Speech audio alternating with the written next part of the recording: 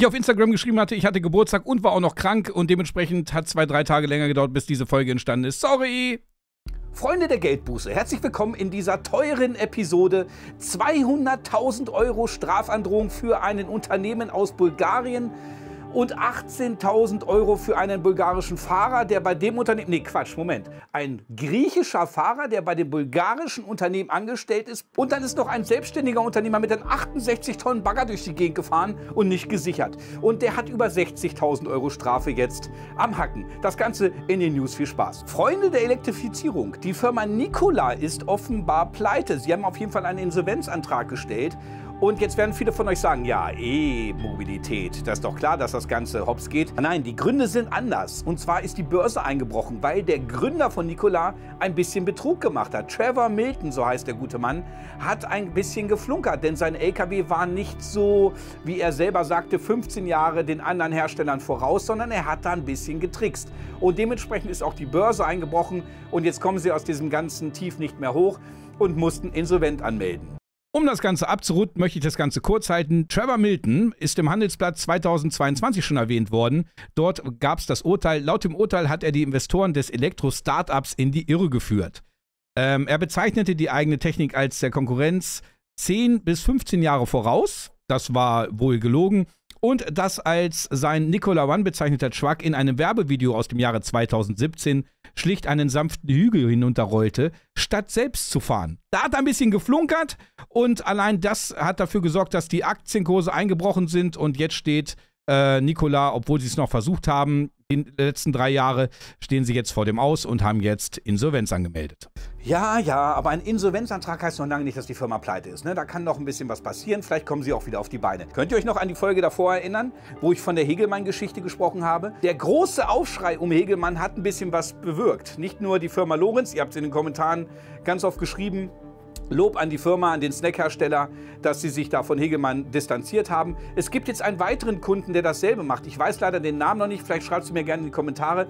Der BLV Pro Verband hat mir darüber mitgeteilt, dass sie mit dem BALM im direkten Austausch sind und vermutlich auch noch eine Großkontrolle oder Großprüfung der Hegelmann Group in Deutschland stattfindet oder stattgefunden hat. Denn die Behörden sind alarmiert. Und Hegelmann bekommt jetzt ernsthafte Probleme, von daher Daumen hoch. So, und der gute Michael Scholz hat mir per Instagram einen Post der Bild auf Instagram geschickt, in dem ein selbstfahrender Unternehmer eine Strafandrohung von 60.000 € zu erwarten hat. Was hat dieser Mann jetzt gemacht? Jetzt haltet euch bitte fest, setzt euch hin. Also, er ist mit seinem Schwerlast-LKW mit Tieflader unterwegs gewesen auf einer Autobahn, wo er nicht drauf fahren durfte. Brücken sind marode, ist jetzt nicht seine Schuld gewesen, aber er durfte da nicht langfahren. Dann ist er zu Tagzeiten gefahren, obwohl er dort nur nachts fahren dürfte mit dem Gespann. Wie gesagt, auch nicht auf der Autobahn. Dann haben die Polizisten bei der Kontrolle festgestellt, dass er in den letzten 56 Tagen zahlreiche Verstöße gegen Lenk- und Ruhezeiten begangen hat. Das heißt, damit hat es auch nicht so genau genommen. Und jetzt kommt der Hammer. Der gute Mann hatte einen 68 Tonnen schweren Bagger hinten auf seinen Tieflader. Und diesen Bagger hat er, Achtung, jetzt weiß ich, dass die Kolleginnen und Kollegen, die aus dem Schwerlastbereich kommen, jetzt nach hinten umkippen. Deswegen setzt euch bitte hin. Jetzt hackt's hier aber komplett. Setzt euch hin, was jetzt passiert. Ich kläre euch, es ist unfassbar. Diesen 68 Tonnen schweren Bagger hatte er nur mit einem einzigen Spanngurt gesichert. Nicht mit irgendeiner Kette, sondern nur mit einem Spanngurt. Und das ist quasi wie gar nicht gesichert. Und mit diesem Geschoss ist er durch die Gegend gefahren, wurde angehalten, kontrolliert und hat jetzt richtig Ärger. 60.000 € Strafandrohung. Wie gesagt, er durfte da nicht fahren, nicht zur Tagzeit, nicht vernünftig gesichert, zahlreiche Lenk- und Ruhezeitverstöße und. Aber die Begründung, warum er das Ganze gemacht hat, die ist super. Der Grund, warum er die verbotene Abkürzung genommen hatte, er wollte in den Urlaub fahren. Seine Route sollte ihm etwa 230 Kilometer und damit 3 Stunden Fahrzeit sparen. Dabei nahm er marode Brücken in Kauf, die nicht für solche hohen Gewichte ausgelegt sind. Kaum auszudenken, welche Katastrophe auch da hätte passieren können, so schreibt die Bild. Damit noch nicht genug. Ich habe dann mal bei dem Instagram-Post in die Kommentare geguckt. Und ich hätte es nicht machen dürfen.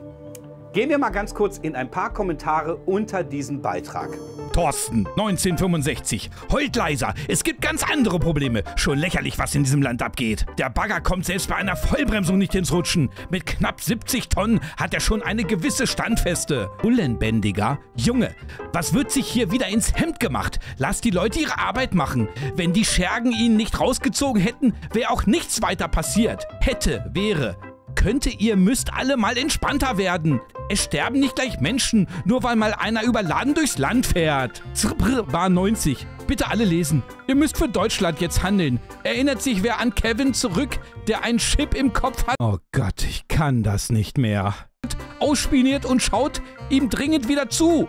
In 20 Jahren habt ihr Corona 2.0. Wenn ihr folgende Menschen nicht zurechtstellt. Digga, ich kann das nicht. Es hat komplett gekracht bei dem Kerl. Burbuson. Viel mehr und höhere Strafen. Dann müssen die Trucker auch nicht die linke Spur blockieren, weil sie es eilig haben. Puni Basol. Das ist ein Kettenbagger. Mit dem Kettenlaufwerk und hohem Eigengewicht macht es locker höhere Schäden auf dem Asphalt. Zum Glück hat die Melli es gerafft. Wenn der Bagger beim Bremsen runterfällt und auf manchen von eurer Familie gefallen wäre, hättet ihr euch dann auch noch immer über marode Brücken hier aufgeregt. Was ist denn mit euch? Denn tatsächlich, die meisten regen sich über marode Brücken etc. auf. Da kann man sich auch drüber aufregen, aber das Ganze im Kontext zu sehen. Danke, Melli, für diesen vernünftigen Kommentar. Leute, mal ganz im Ernst, schreibt mir bitte mal in die Kommentare. Sag mal, haben die es noch? Da sagen die Polizei hätte nichts Besseres zu tun und immer nur auf den Arm. Also entschuldige bitte mal. Er fährt mit einem ungesicherten Schwertransport durch die Gegend. Ein 68 Tonnen Bagger hinten drauf. Wenn der eine Vollbremsung machen muss oder der LKW eine automatische Vollbremsung machen muss, wegen einem Notbremssystem etc. Wisst ihr, wo 68 Tonnen Bagger dann hingehen? Und wisst ihr auch, was passiert? Also an die Leute, die jetzt diese Instagram-Post geschrieben haben, was passiert mit Autos oder anderen Verkehrsteilnehmern, die im Weg dieses 68 Tonnen Baggers sind, wenn der durch die Gegend fliegt? Schreibt es mir bitte gerne in die Kommentare. Was sagt ihr zu diesen Kommentarschreibern? Mir fehlen da wirklich die Worte. Aber jetzt kommt's. Jetzt wird's richtig teuer. In Nordrhein-Westfalen gab es eine Kontrolle eines bulgarischen Unternehmens. Dieses bulgarische Unternehmen beschäftigte einen griechischen Lkw-Fahrer. Und jetzt droht dem bulgarischen Unternehmen mit dem griechischen Lkw-Fahrer bis zu 200.000 Euro Strafe und dem griechischen Fahrer des bulgarischen Unternehmens bis zu 18.000 Euro Strafe für den Fahrer. Also schreibt es mir gerne in die Kommentare, aber ich finde, das sind jetzt Rekordpreise. Die habe ich so noch nicht gehört. 18.000 Euro Strafe. Was verdient denn eigentlich ein griechischer Lkw-Fahrer in Bulgarien? Ja, also er verdient ungefähr zwischen 800 und 1200 Euro im Monat. Was ist jetzt passiert? Auf der A2 in Gütersloh bei Bielefeld stoppten Polizeibeamte am vergangenen Freitag einen Lastwagen mit einem Sattelauflieger mit bulgarischen Kennzeichen zur Kontrolle. Das Gespann war in Richtung Hannover unterwegs. Bei der Kontrolle stellten die Beamten fest, dass der Grieche, der das Fahrzeug lenkte, 2 Fahrerkarten benutzte. Dem Polizisten fiel auf, dass im Kontrollgerät der Sattelzugmaschine die Daten von 2 verschiedenen Fahrern gespeichert waren.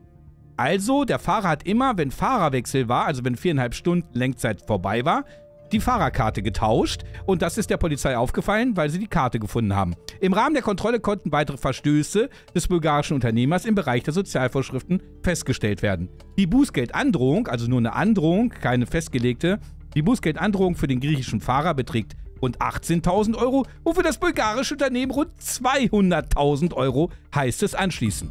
Ja Leute, ich hoffe, diese Folge hat euch gefallen. Richtig viel los auf deutschen Autobahnen. Mittwoch kommt ein neues Video. Ich habe wieder einen Dashcam-Clip zugesandt bekommen. Den schauen wir uns Mittwoch an. Neue Folge. Und auf jeden Fall, wenn ihr mehr News sehen wollt, den Daumen nach oben da lassen, einen netten Kommentar. Und dann gehen wir wieder rein in den Wahnsinn auf unseren Straßen. Bis dahin, habt euch wohl, euer Kai, macht's gut und schont euch.